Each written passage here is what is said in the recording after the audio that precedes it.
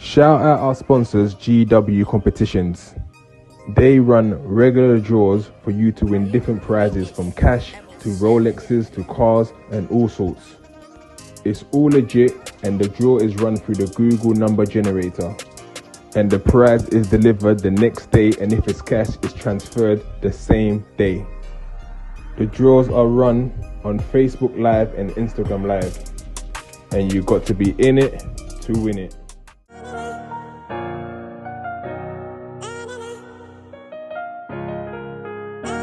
Ayo, who made this? Ammo 7 did it again.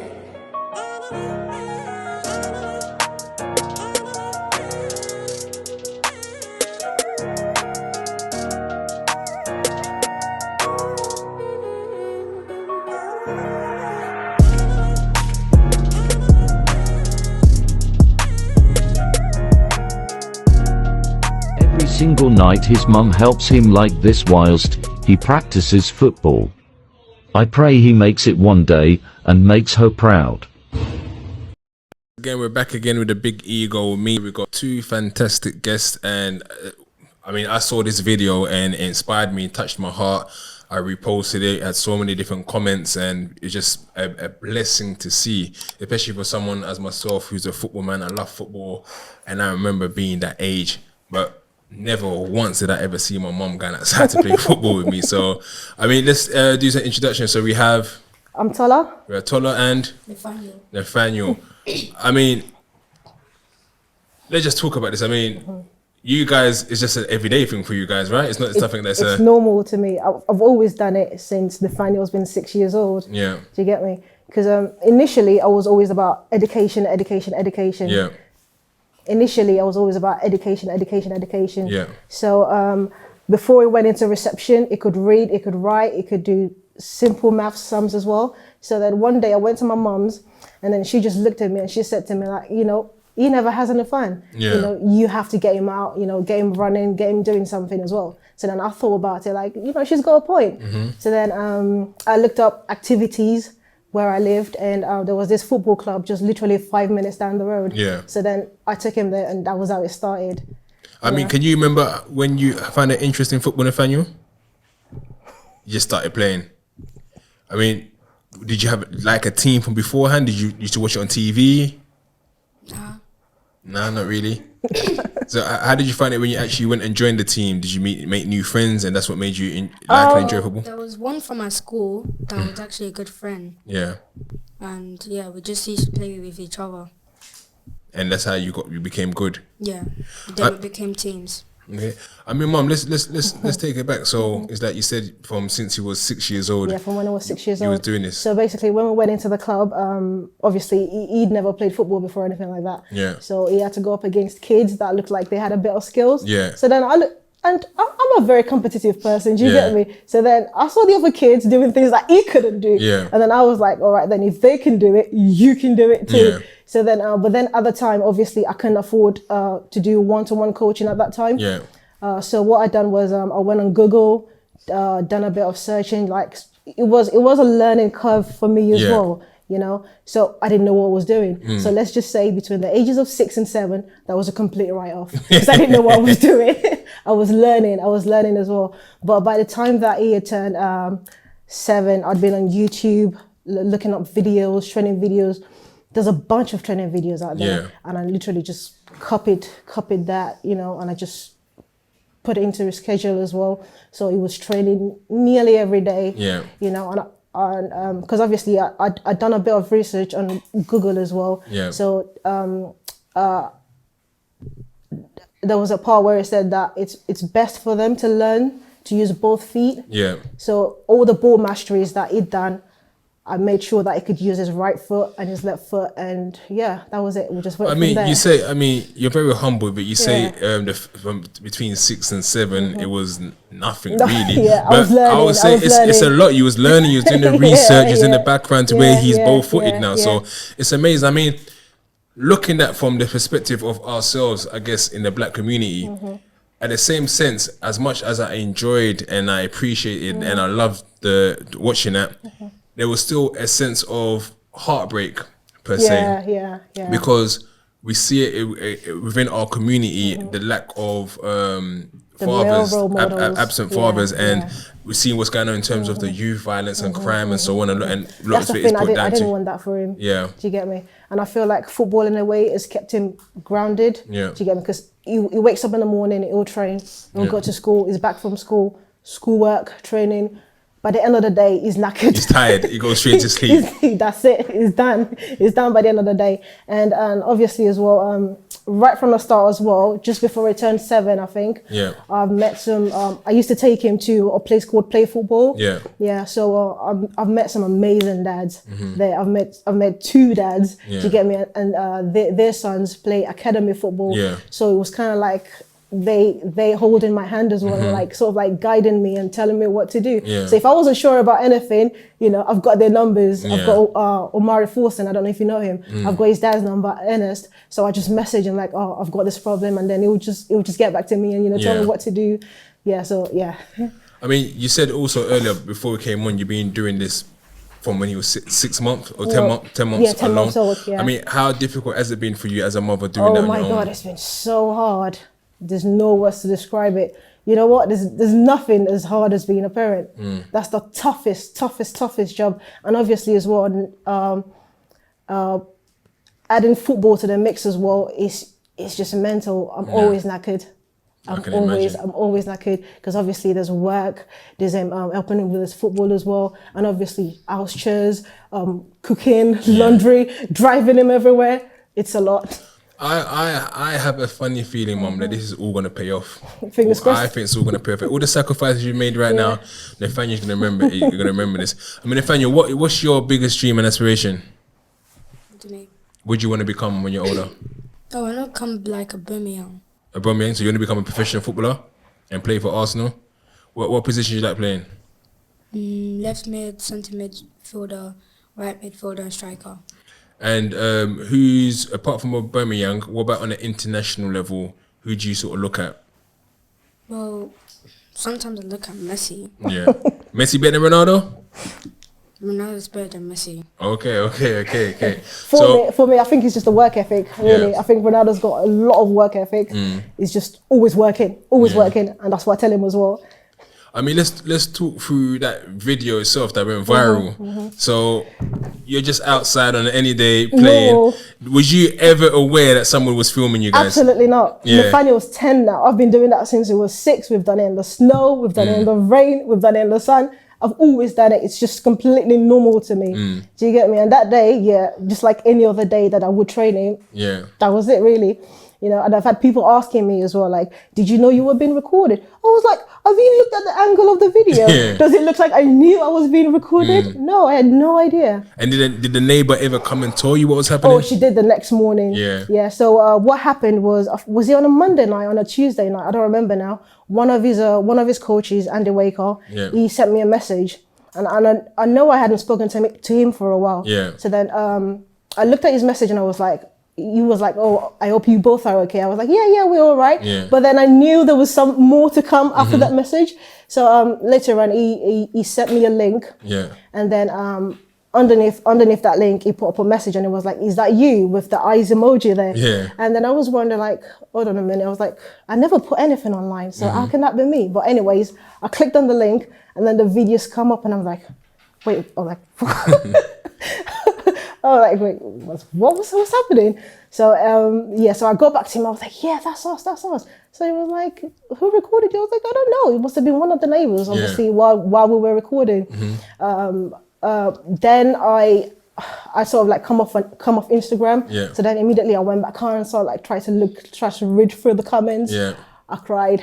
cried. I cried. I laughed. Beautiful. I cried. I laughed because it was so much. There's so much positive comments coming through from it, and then again, I didn't understand the eye behind it. I didn't understand, like, all right, isn't that what people do for their kids? Isn't that what everyone does for their kids? No, and I think that's what I said. It's something that's, like I said, in basic terms, Exactly. it looks So very simple. basic. Yeah. However, because of, first of all, I guess there could be two parts that could be seen as negative, as in that, women don't play football, although lots of women play football, lots of women are excellent and brilliant at football. So is that as well, like, people don't expect the mother to be the one to also be coaching. So there's that element of it as well, where people were saying, you know what, this is actually an amazing piece of story to see. And you saying that as well, that I came across some of the comments, you know, asking like, oh, it's not the mother's role, it's the father's role, where's the dad? And I'm like, hold on a minute. So just because I'm a woman, I can't teach my son how to play football. It's my son, isn't it? You know? So regardless of what gender it is, it shouldn't stop you doing anything. And I knew that he wanted to play football. I didn't know nothing about football because he wanted to do it. I got into it because he wanted to do it. I mean, how's things been at school? Was everyone talking about it? Yeah. What is it? You got people want to be your friends now? Yeah. What was it? What's the funniest thing people have said? Well, to be honest, they said that when I told them, what's I gonna say? There's the teachers that have seen it though. Yeah, the because teachers. the thing is that he's in year 5. Yeah. So I don't think that the kids in his class, I'm not sure Oh, if they they've know got about access. Instagram and yeah, stuff like I'm that. not sure they've got access to it. But apparently he's told me that his teachers, they've seen the videos and they pulled it up while I was at school and they showed it to him. I was like, oh, is that really you? And then he said yes. Oh, it's amazing. So, I mean, now that also, I mean, did you hear about Rising Ballers before this? Did you know who they were? No, I wouldn't know. So, I mean, Rising Ballers, they're friends of ours as well, actually, and they put you on their platform as well, which is amazing. I think they've got so many views. And then also Sports Direct. I mean, when you've heard Sports Direct, I've said that, a big brand like them, and I nearly passed out. yeah. So for the next year, you're gonna get free one-to-one coaching, and I mean, does that mean that you're hanging out your boots now, Mum? You're gonna hang out your boots now? Absolutely not. I'm still going to do what I've been doing. No, amazing. Always. Because Zayn behind you, obviously, he does one-to-one coaching with him. Yeah. And even though he gets that coaching from Zayn, I still do my own stuff as well with him. What inspires you and motivates you to do that? Because like you said you've been doing it since you were 6, in the rain, in the cold. But although he's got other coaches, what is it? Is that you bonding with him as well? Yeah, bonding as well, but he just wants to play football. Yeah. Do you get me? And my approach to things is that whatever you choose to do, you get me, I'm gonna support you. Yeah. You know, as long as you can show me that you're willing to put in the work as well. Yeah. Do you get me? That's it basically. Yeah. And has the family, the larger family, sort of reacted, like mom, dad, parents, and everything? So everyone's so happy for him. Everyone's so happy for us. My mom as well, like she cried as well. She was like, "Oh my God, I can't believe it! That's my grandson. That's my grandson." Yeah. Before I told her, she'd seen the video. Before I told her, Okay. I mean, she watched it and then she was like, "I think," but she wasn't sure. Yeah, she thought that might have been me and him because she knows that I train him as well. And she said to me that she was gonna leave a comment, but then she just said that she said a little prayer for us when she saw the video, because when she saw the video reminded her of what we did together. Okay. Do you get me? So it's kind of a legacy that you done with your mom as well. Exactly. So like when I was talking to her and I said to her, "Mom, guess what? You wouldn't believe it." She was like, "What?" I was like, "Yeah, that was us in the videos." She screamed. Yeah. She screamed, and then I told her about what's to come from the video as well, like the Sports Direct still from the videos, and she just started crying. She started praying. Yeah. I mean, I think we need to get Aubameyang to come and meet you. You reckon we should do that? Yeah. I'm gonna make it happen. I promise I'm gonna make it happen. I'm saying this live right now. I'm gonna make Aubameyang either invite you to an Arsenal game, or because we know people who know people who know people. I've been trying to get him tickets to Arsenal. Actually, my brother's been trying to get him tickets as well, but we just didn't know how to go about it. Troops is a friend of ours. He's gonna make it happen. Troops is a friend of ours. You know Troops from Master Fan TV. Watch a game. So yeah, so we're gonna 100% make it happen. I definitely guarantee. I mean, what's the sort of the future now, Mum? Is it just gonna be like, okay, be humble, also make sure you're concentrating on your school subjects? Absolutely, being humble, and obviously school is what that hasn't taken a back seat. Yeah. We still do school stuff. I mean, it's just made things harder for us. Yeah. Do you get me? But it's still something that we do. Yeah. And what's your favorite subject? Art. What? That's new to Mum. It's rubbish. He's rubbish at heart. He's really good at maths. He's really good at maths. You're really good at maths. You're rubbish at art. What are you talking about? Ask me a question then. What question? About art? No, about maths then. Okay, let me try something. I'll go. I won't go too hard. 6 times 6. 1 million. He's doing it on purpose, isn't it? He's doing it on purpose. I mean, he knew his times tables before he went into reception. I was 4 years old. It was 4 years old then. And was so that, like I said to you initially, it was like, for me, it was just education. And obviously I'm from an African background as well. And I don't know if you know anything about that. Yeah, we're big on education. So was it just I was going to say, was it just a conscious thing that you was thinking, okay, life has started off as a bit of a struggle for us. The world is against us, so we're going to make sure you have the best opportunity in the world by making sure education's first. Absolutely. I mean, I got a 2.5-year-old. She's sort of stringing along conversations now. I mean, when did you start actually like making him learn the times table and stuff like that? Probably from when he was 3. Yeah, okay. And if you walk into my home now, the last time my brother came into my house, he looked around and it was like, don't ever bring a man in here. Because guess what? I've got posters everywhere. Times tables, everything. Number squares, I've got everything on my wall. So that's measurements, sort of a backup. Everything, yeah. That's sort of a backup. So if that is a backup. Football doesn't work out, you got. So I'm going to ask you a question. I know you're going to be a footballer. I 100% guarantee that. Right? I'm hoping so. We're going to pray for you. Right? But if you can't become a footballer, what would you like to be? I might become a basketball player. What? Are you good at basketball as well? What about if it was not You're too sports? short to be a basketball player, Nathaniel. What about if not sports? Fine, I'll just do my schoolwork. Artists? Maybe artists? Maybe. You never know. That's the thing though. You know what? Funny enough, now that you've brought it up, we've never talked about anything else. It's always been about football. I mean, he does his schoolwork as well, but I've never actually sat him down and asked him, like, what would you want to be if football doesn't work out? Yeah. Do you get me? Yeah, so even I don't know. Yeah, I mean, it's tough questions because we run a football club called Hackney Wick FC ourselves, and we have a lot of young people come to us in their ambition, and they all want to become footballers, and we hope that they all do. What I always try to remind our young people though, is that there's 60 million people in the UK and only 4,000 professional footballers. So it's easier to become a doctor or a lawyer than it is actually become a footballer. And that's what we like to try to remind some of our young people, that, I mean, we're going to help you and try and get there, but just have sort of a backup plan. I mean, talk to us about your sort of background, where you're originally from. I'm Nigerian. Yeah. So what tribe? we came here, Yoruba. Okay. So we came here when I think I was about 13. Yeah. When we came here, because my mom was a nurse in Nigeria, so she I think she took a couple of exams, so she had to do a adaptation, I think it's called. Yeah. So then she came here, and within a year she was able to bring me and my brothers. She was able to bring us here. So how many siblings did you have? I've got 3 brothers. 3 brothers. You're the oldest, youngest? I'm the third. Okay. Yes, I've got a little brother. So, I mean, having brothers as well, it's been a bit, because obviously I grew up around boys. Yeah. You know, my brothers as well, they've got friends, and I've always been around boys anyway. So obviously when I had him, it was easy for me to relate with him because I've been around boys. And do your brothers all my life?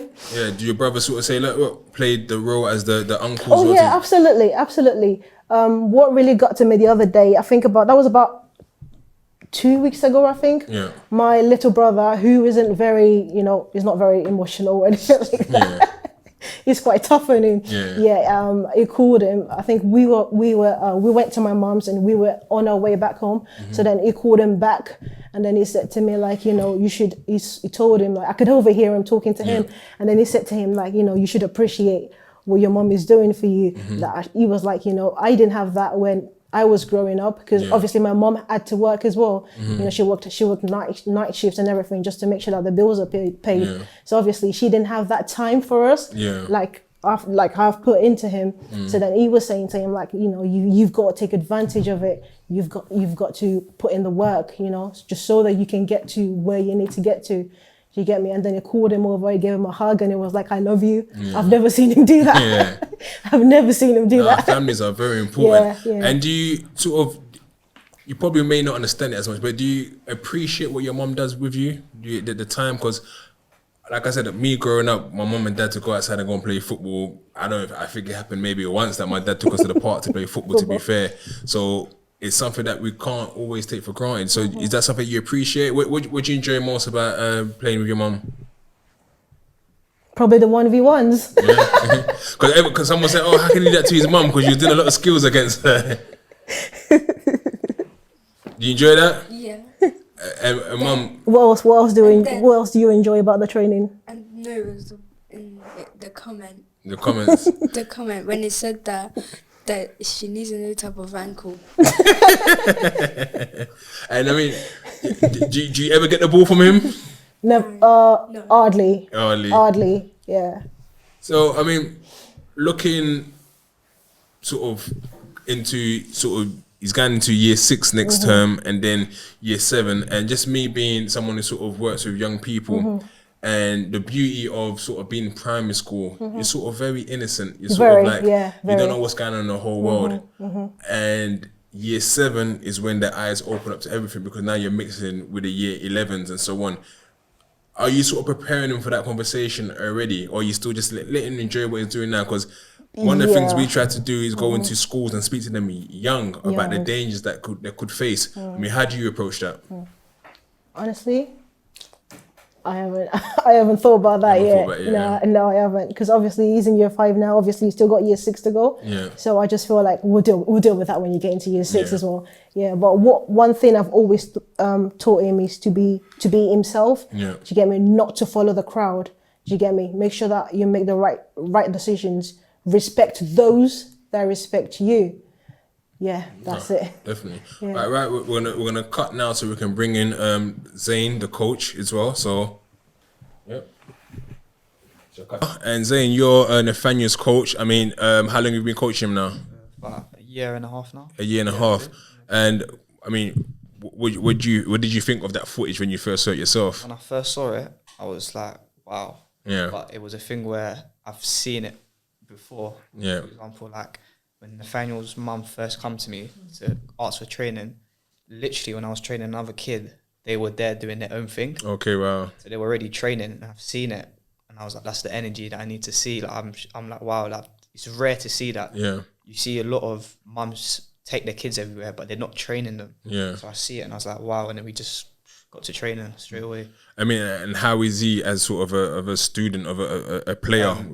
Skillful. So what you saw in that video is normal. So he loves to twist players up, and he's a good learner, and he always asks us a lot of questions. Yeah. So he's a very good learner. He picks up things quick.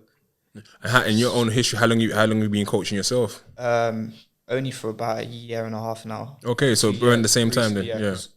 Got released from a club. Yeah. Then went into coaching.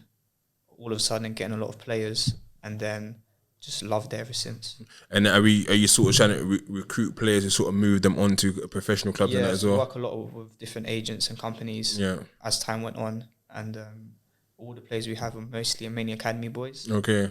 So we work a lot with academy boys, and it's just it's a great thing to give back as well, and I just love training the boys all the time. Yeah. And Nathaniel, what team are you playing for now at the moment? Riverhawks. Right. And how did you guys do in the league? Yeah, we do good, but we just need more players. Need more players. Are you scoring goals? Yeah. How many goals you got so far this season? I need to get more. 1. You get there, but you're getting a lot of assists. 8 goals. Okay. I mean, how far do you see him going in regards to just his ability and then his attitude and hard work? With Nathaniel, it's always been hard work and having abilities, just having someone to push and help him more. Yeah. Over time, we've had like other clubs contact us as well. It's just about the timing of him going in. Yeah. We feel like we just need to train harder and harder. When he's ready, we're gonna send him to a club, hopefully this pre-season. Yeah. And he's good enough to be at a club. It's just we haven't had that opportunity yet. Yeah. I mean, it's coming. Since all this has happened, have you guys been getting calls and from clubs and that? Not really from clubs, but it's mainly from like different brands and different sponsorships and stuff. Not really from the clubs, but we've always said our goal is to get Nathaniel to a club. Yeah, that's always been a goal from the start. It's never been get a brand deal or stuff like that. It's always been let's get Nathaniel to a club. The reason why we're training is to get him in that environment. Yeah, and once he gets in that environment, he'll flourish because he's got all the aspects already. There's things obviously missing from his game and stuff, but the club is going to help with that, and we need that support from a club. Yeah, that makes sense. And what would you say you think he still needs to improve a little on his game? So we work a lot on his analysis. Yeah. So his game understanding. So I'll send him stuff. We'll do a lot of like watching games back and giving him homeworks and tasks. So the more knowledge he has, the more better he can play. Yeah. So with his game understanding, he's getting better with it. But because he's young, we just want him on the ball, and he's always on the ball anyway. And he can do stuff. You see him do tennis kick-ups. You see him just do lots of ball work and ball. He can do everything. It's just getting an opportunity now to flourish, and it will come for him. It's just the patience. We've been very patient. Like we've been training, and we always knew something was going to come. Didn't know it was going to come, but we always felt Nathaniel was going to get a club. We didn't know the brands and all this was going to come along. That's all a shock and like a bonus. But our goal from day one was, let's see what happens. Can Nathaniel get into a club? Well, that's the end goal. Every parent wants their kids to play in an academy, or to get some sort of at the top level, play at the top level, and that's always been the goal from day one. I mean, just sort of changing subject slightly, and you say you're from a Nigerian background. Is that something you sort of instill in Nathaniel to understand his roots and where he's come from? Oh yeah, absolutely. Has he been back yet? He's got a few words. Can you say some Yoruba words? He's got a few words that he understands. He understands a bit as well. Have you gone back with him yet to Nigeria? Has he visited yet? No. Not yet? Okay, soon one day. So if you had to pick though, so let's imagine now you're 10 now. So 10 years from now, you've been picked to play for England, and also Nigeria have called you to play. Who are you going to play for? Definitely England. You get more exposure, right? But I guess Nigeria is good as well. So let's see. You might change your mind 10 years from now as well. You might change your mind 10 years from now as well. But, I mean, guys, this is an inspiring story. I know you might just think, oh, no, I'm just being a mum. But like you said, you are just being a mum by just providing the food, by doing the education, but you're going the extra mile. You need to understand that. I think we need to give you your flowers to say, you know what, you're going the extra mile, because, and I don't want no mum out there to think that they don't go the extra mile for the kids as well. You all do. But I just think on a football sense of me seeing that, it's something that touched my heart, and I was like, you know what, I need to get these guys for an interview, because as soon as Zayn messaged me on WhatsApp, go, yeah, I coach. I'm like, we need to get them on, because I've been doing these shows and these podcasts, and we have different sort of people on here. But I like to have some of the positive interviews as well, and get the real people that people don't get to see, and to tell their stories as well. So for me, guys, thank you for coming down, and I'm going to be rooting for you guys, and I'm going to be supporting in the background and trying to push you guys as much as I can as well. Thank you. Any sort of last words you guys want to say? Thanks to Charlotte. She was the neighbour that recorded the video. Thanks, big up Charlotte, Charlotte, big you up. Yeah, she recorded it, and then she was the one that put it online. And then the very next morning, she knocked on my door. And I was like, oh, I wasn't expecting anyone, so I was wondering who it was. And I was like, all right, who's that? And then she was like, oh, I was the one that recorded the video and put you online. That was it. I mean, it could have ended a different way for Charlotte. You could have been like, what are you doing? How dare you film me and my child? So yeah, I wouldn't encourage everyone to go and film people and their children, but Charlotte, you done good at this time. Initially, I was sort of like in 2 minds about it. Then thinking about what's come from it now, the opportunities that's come from it, especially for him. Get me? I've just said, a big thank you to her. I don't know how else to thank her. I just say thank you. That's it. Thank you. I mean, have you started an Instagram page for him now? Is it ready yet? That's the thing, though. I've been thinking about it, and I know you mentioned it as well. I don't put him, expose him too much to it, yeah. Exactly. I don't want to expose him too much, and I don't want that distraction as well. But if it's something that you're running, since the videos come out, he's been asking to go on TikTok, he's been asking to go on Instagram. Yeah. So you see, so you don't want that part of it as well, yeah. I totally understand. Patience. Yeah. Well, if I had to, I mean, if there's any more big brands coming out with the camera, if there's any more big brands coming out, I'm definitely gonna open an account for it. Nah, I'm sure it will happen, man. I'm sure it will happen. But honestly, guys, thank you for coming down, and yeah, may the story continue, man. Really appreciate it.